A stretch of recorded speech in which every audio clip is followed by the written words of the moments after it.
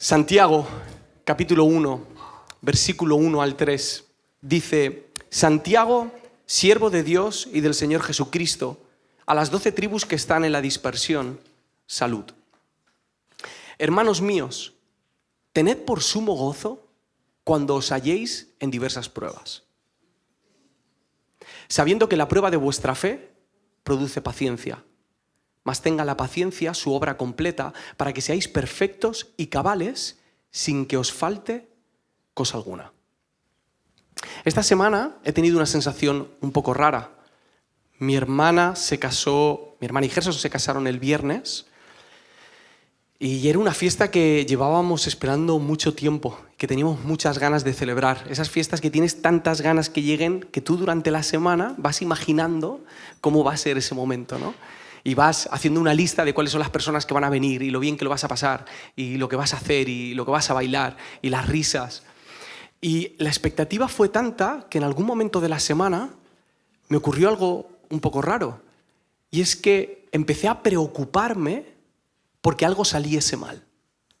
Tenía tantas ganas de que saliese bien que empecé a darle demasiada importancia a esa idea de ¿y si hay algo que sale mal?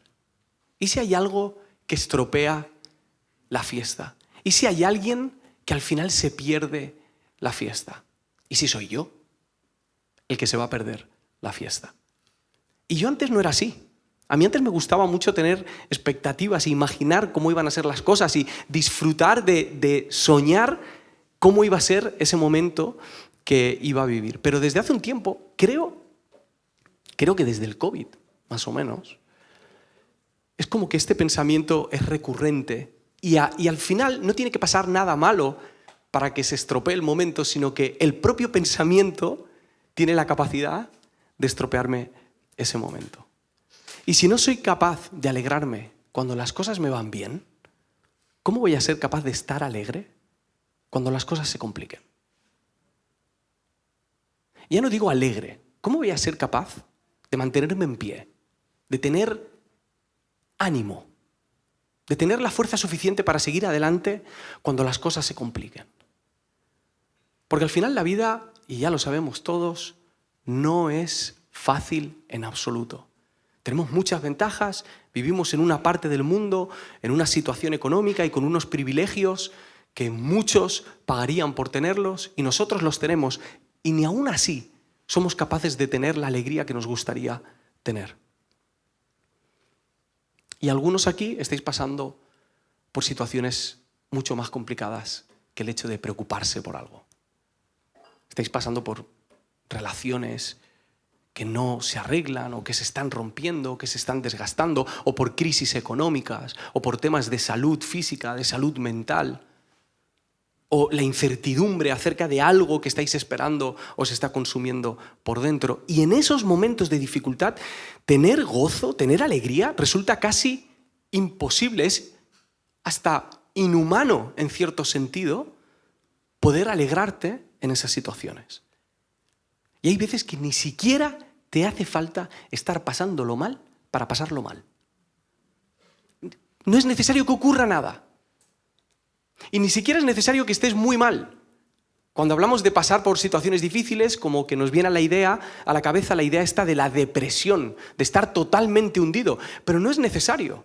Puedes estar viviendo en una especie de ausencia de gozo, como en automático, con el salvapantallas puesto, sin saber muy bien qué es lo que está pasando. Simplemente dejándote llevar y sin ningún tipo de alegría. ¿Qué pasa entonces en esas situaciones con mi gozo? ¿La alegría son solamente para las bodas? ¿La alegría es solamente para cuando las cosas salen bien? ¿El gozo es una emoción que está reservada solamente para las personas optimistas? ¿Es solamente el gozo algo exclusivo de aquellas personas a las que les sonríe la vida y las cosas les van siempre bien? Volvamos al texto. Este pasaje que he leído lo escribe Santiago, medio hermano de Jesús, y dice el pasaje que se lo escribe a las 12 tribus que están en la dispersión. Salud. Está escribiendo a judíos cristianos que han tenido que salir de su tierra, que están viviendo en el exilio, por hambre en algunos casos y por persecución en otros casos, y la mayoría de las veces porque las dos iban juntas. Está escribiendo a una comunidad de creyentes que está fuera de casa, que viven en una tierra que no conocen, en donde son extranjeros, en donde probablemente no son bien recibidos y están rodeados de otra cultura, de otros dioses, otras tradiciones, otras costumbres. Gente que está pasando por pruebas, por tentaciones y por presiones. Es una lástima que a veces leamos la Biblia como si no tuviese nada que ver con nosotros. Como si la Biblia fuese ajena a nuestra situación, como si los escritores o los emisores o los receptores de esas cartas viviesen en otro planeta. La Biblia está escrita por seres humanos, inspirados por Dios, para que seres humanos inspirados por Dios podamos recibir esas palabras y podemos identificar nuestra realidad con la de los escritores y la de los receptores de estas cartas. No, la palabra no está ajena a los momentos que nosotros estamos viviendo. Tiene mucho que ver con nosotros. Y Santiago, a estas personas que están pasándolo mal, les dice, versículo 2, hermanos míos, tened por sumo gozo cuando os halléis en diversas pruebas. Me ha llamado la atención que cuando hemos hecho los grupos ninguno ha dicho que las pruebas le traen alegría. Me ha llamado la atención que nadie ha dicho, las pruebas me encantan. Richard. Puede ser. La verdad es que no sé si es lo primero que yo le diría a una iglesia que está pasándolo por un momento tan difícil. O sea, que están pasando por ese tipo de pruebas y persecución. Y yo, como autor de la carta, tuviese la responsabilidad de ayudarles a mantenerse firmes en la fe. Yo no tengo tan claro que mi primer consejo o mi primera exhortación fuese al gozo. Por un lado, porque no quiero sonar insensible al dolor que ellos están pasando y decirles simplemente, pues estad gozosos, ¿no? Y por otro lado, porque estaría tan preocupado por su fe y por que ellos mantuviesen sus pies firmes en la roca, que les hablaría de cosas que a priori considero más espirituales que el gozo. Les hablaría de reflexionar en los evangelios, las palabras de Jesús que habían escuchado. Les hablaría de que orasen más, de que ayunasen, de que su ética fuese más comprometida. Les daría ideas teológicas que les ayudasen a fortalecer su fe. Y si no funcionara ninguna de esas cosas, les diría, a lo mejor les metería miedo, a ver si eso funciona. Pero Santiago empieza la carta hablándoles del gozo. Lo que me lleva a pensar que puede que yo, o puede que nosotros, estemos cometiendo el error de infravalorar el gozo. ¿Por qué cuando pienso en cosas espirituales no pienso primero en la alegría? ¿Por qué me vienen a la cabeza otras cosas antes que el gozo? Y no será porque la Biblia no habla de gozo. Os voy a mencionar solo 3 versículos que la mayoría los conocéis. Nehemías 8 dice, el gozo de Jehová es vuestra fortaleza. Romanos 14 dice que el reino de Dios es justicia, paz y gozo en el Espíritu. Y Gálatas 5, en el párrafo en el que se habla de los frutos del Espíritu, el primer fruto es el amor y el segundo es el gozo. La madurez en Cristo incluye la capacidad de alegrarse en momentos difíciles. Encontrar motivos para celebrar es casi una disciplina espiritual hoy en día. Y los discípulos de Jesús son aquellos que son capaces de imaginarse a su maestro sonriendo. Son aquellos que tienen la habilidad de entender que en medio de una prueba pueden alegrarse. Y es verdad que la tristeza forma parte de la vida.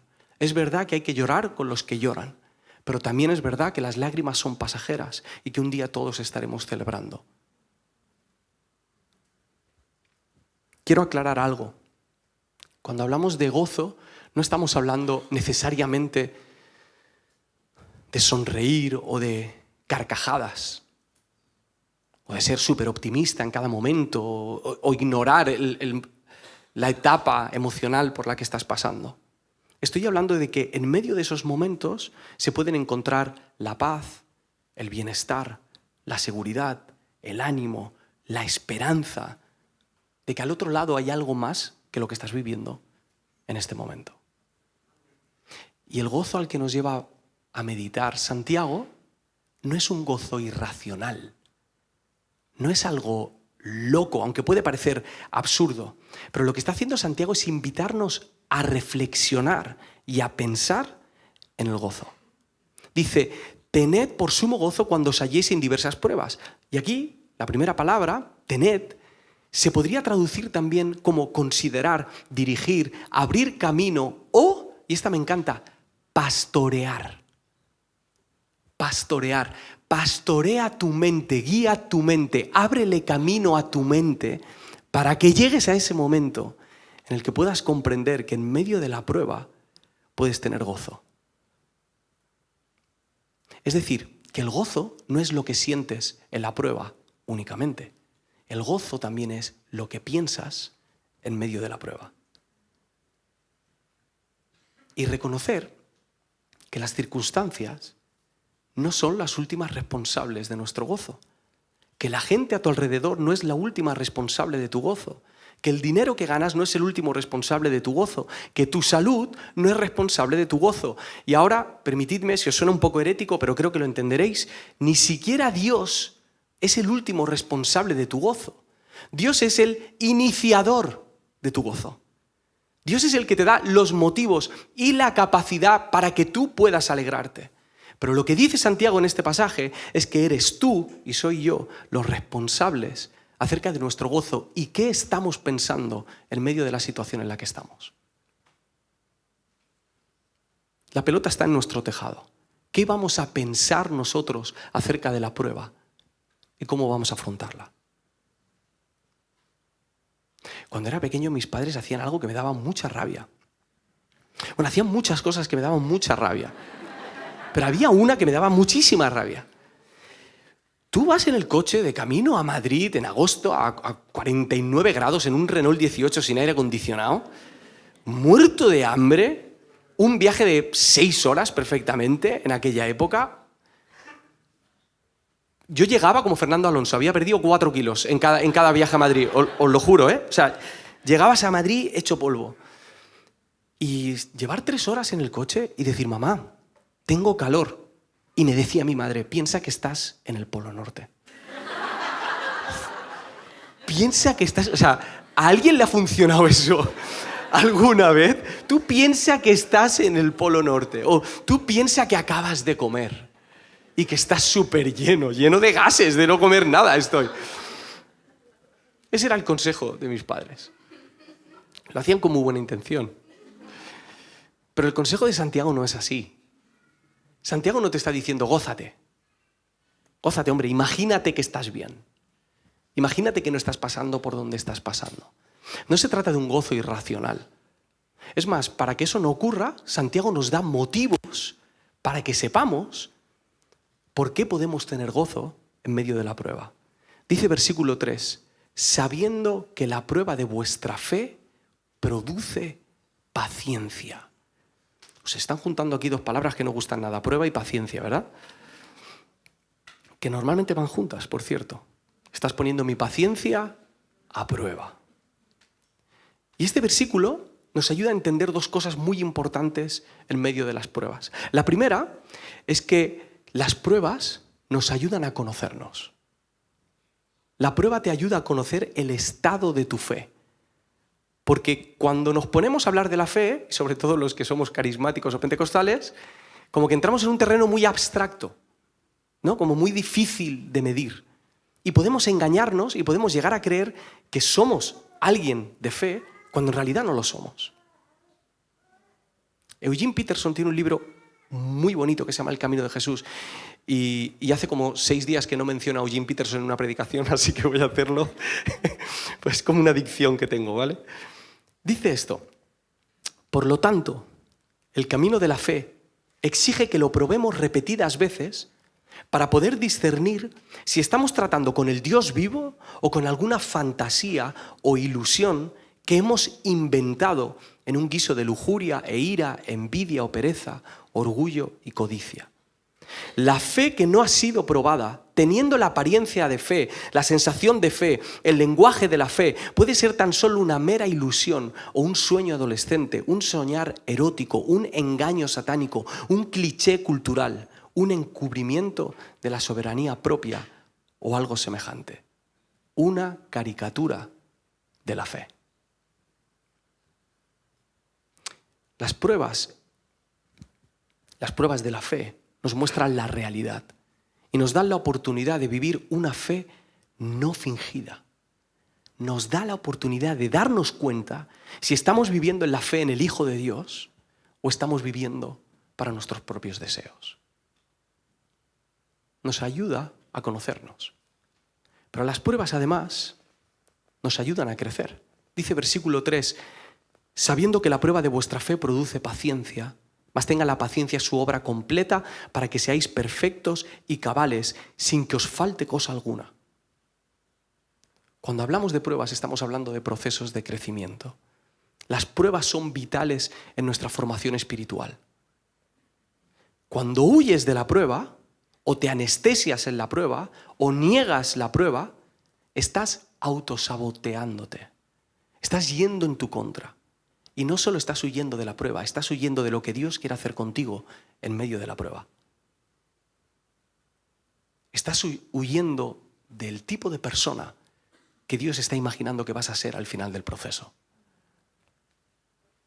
Normalmente le pedimos a Dios que haga crecer nuestra paciencia para enfrentar las pruebas. Pero Santiago nos habla de que tenemos que enfrentar las pruebas para que crezca nuestra paciencia. Funciona de otro modo.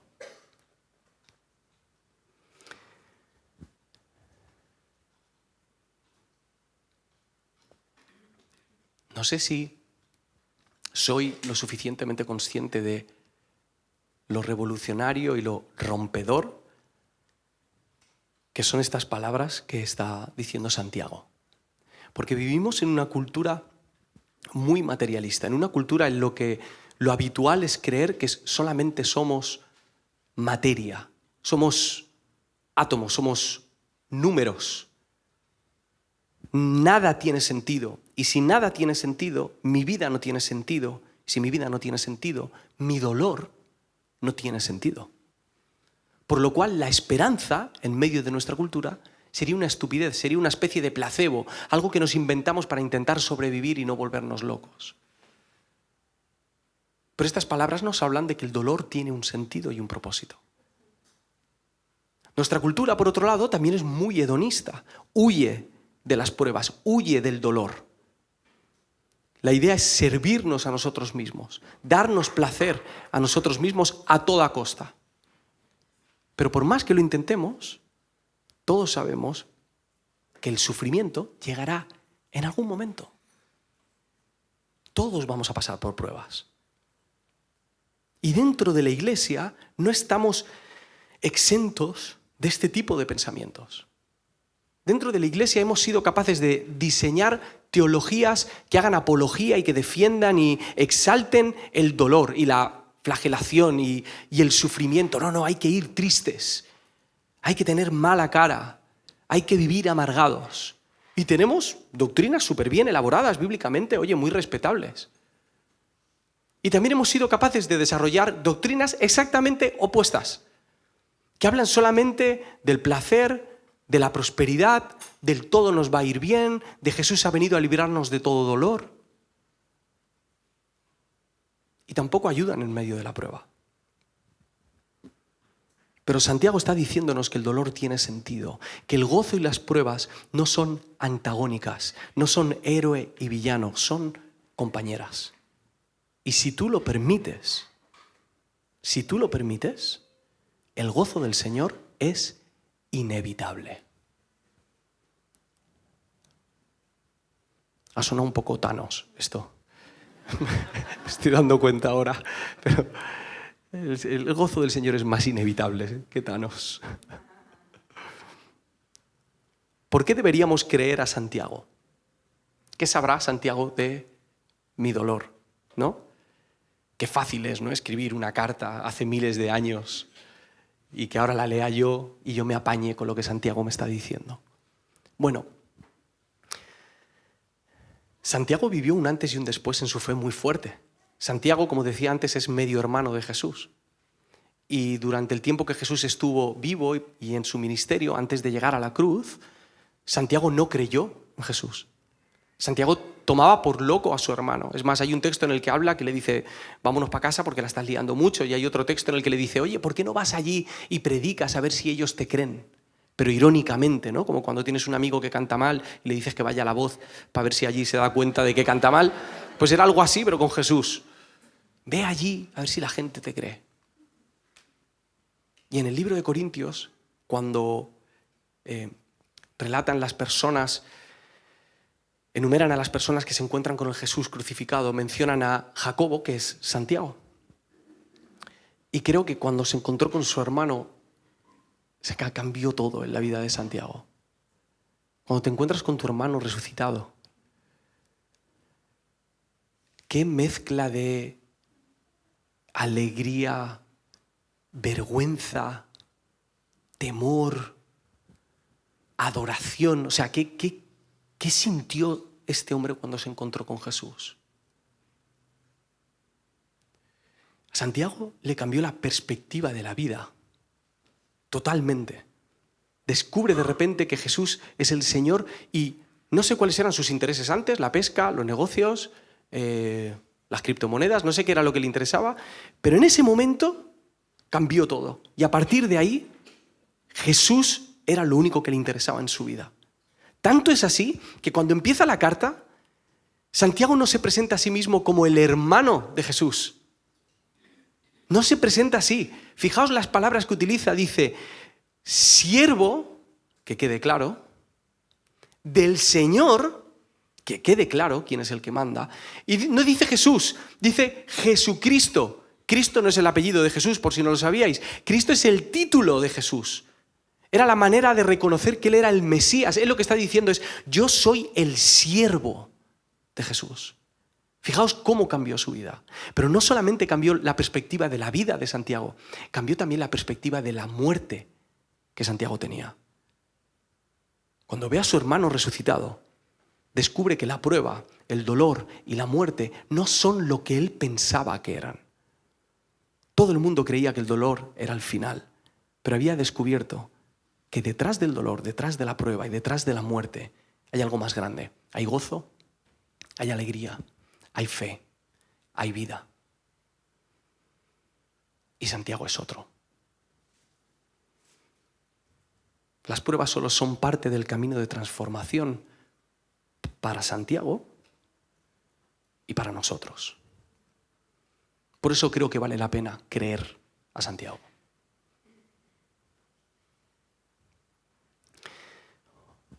Hoy no te quiero pedir que te goces y que te alegres así sin más.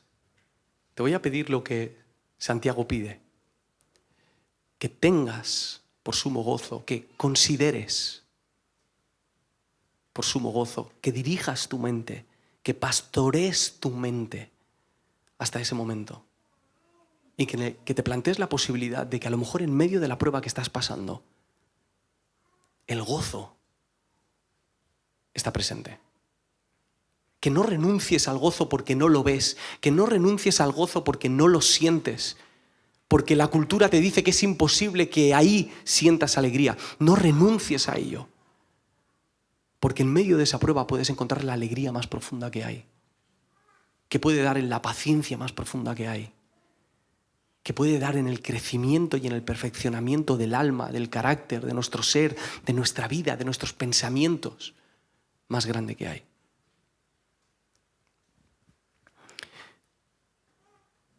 Nuestro gozo es tan importante en la fe, que el enemigo en los últimos años no solamente ha querido robarte el gozo, ha hecho algo más astuto. Ha querido sustituir los motivos de tu gozo. Creo que la intención en estos últimos años, o por lo menos así lo percibo yo, no es que Satanás quiera quitarme la alegría, quiere que me alegre en otras cosas. Quiere que encuentre placer y profundidad en la vida en otras cosas que se caducan, que se estropean, que acaban haciendo heridas, que acaban doliendo, que acaban rompiendo mi vida y acaban rompiendo la vida de los demás. El enemigo lo que quiere es que cuando llegue la prueba, tú pienses que ahí no puede haber nada de bueno, que es imposible que Dios esté ahí. Y te va a ofrecer otros motivos para que huyas de esa prueba. Niégalos con todas tus fuerzas. Y esto me lo estoy diciendo a mí el primero. Hoy el Espíritu Santo, al menos a mí, durante esta semana, me ha estado invitando mucho a considerar que el gozo es la primera opción en medio de la prueba y a pastorear mi mente. Y espero que pueda ser así en la vida de todos.